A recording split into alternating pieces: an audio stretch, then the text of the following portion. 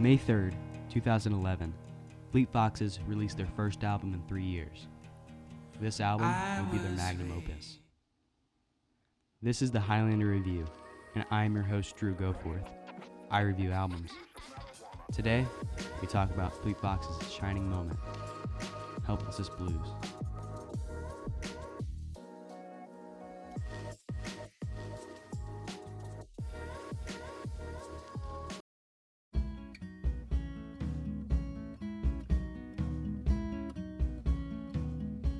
Fleet Foxes is an indie folk band hailing from Seattle, Washington. The band was formed and led by Robin Pecknold, and after a short time was signed to the legendary independent label Sub Pop.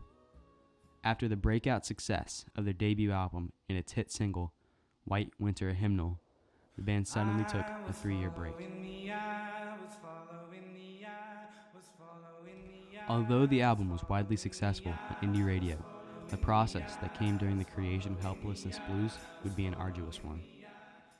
The band spent $60,000 on recording music that would never be released. Then, drummer Jamie Tillman, also known for his solo project Father John Misty, would go to Europe to tour.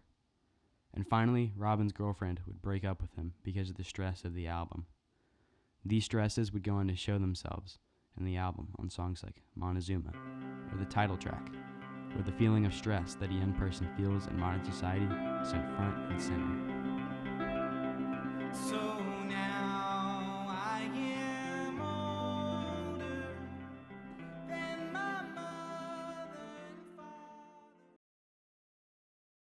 Along with the album's incredibly relatable meanings, the album is able to play with dynamic contrast very well, with either sweet songs like Blue Spotted Tail and its personal feel, or Grown Ocean's driving drums and upbeat tempo.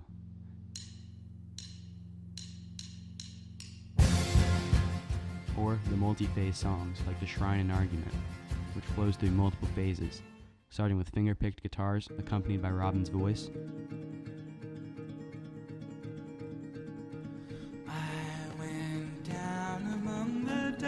which then sheds the skin of its former self to become this guitar-driven novella-esque song.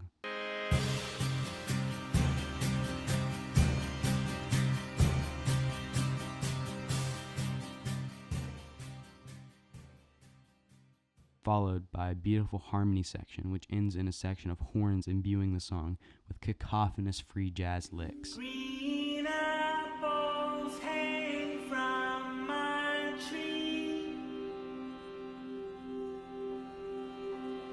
They belong only to me.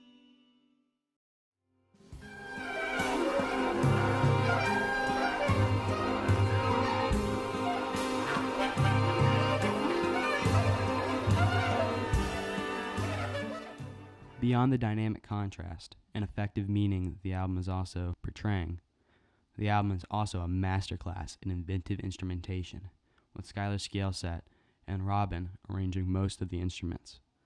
This let the influence of the band shine through, with a blend of modern, folk, and Eastern instruments popping up on the album's songs like Montezuma or Bedouin Dress.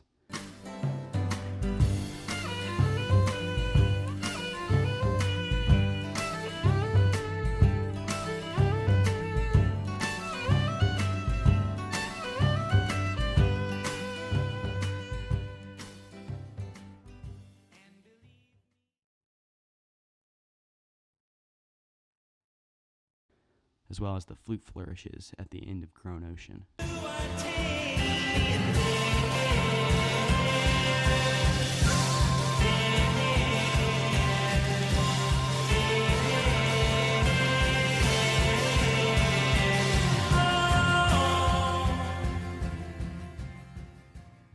These nosedives in this dynamic contrast are only bolstered by the outstanding production and mixing by famed Seattle-based producer Phil Eck, which you can really hear on songs like Lorelei, where you can easily pick out every instrument while keeping the feel and vibe of the song intact.